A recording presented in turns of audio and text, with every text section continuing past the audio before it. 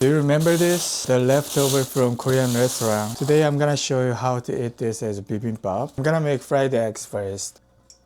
Okay. Fried eggs and some rice.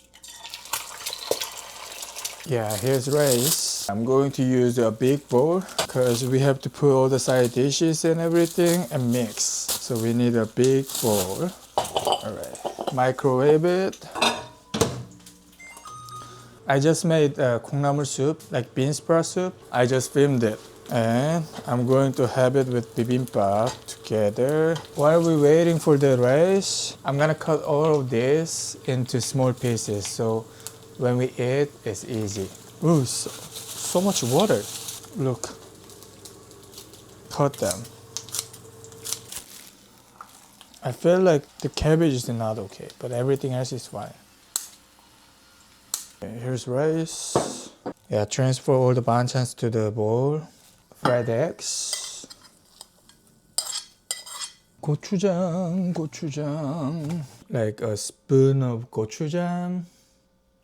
And good amount of sesame oil. That's it. Just mix it. Yeah, here's a small tip. If we have a soup,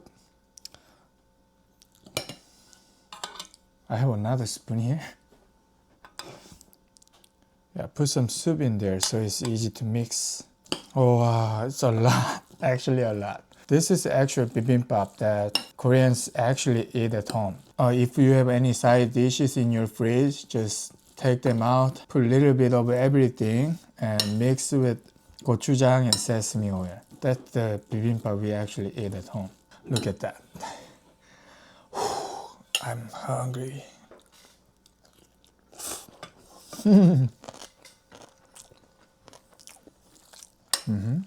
And this soup, bean sprout soup, is really good.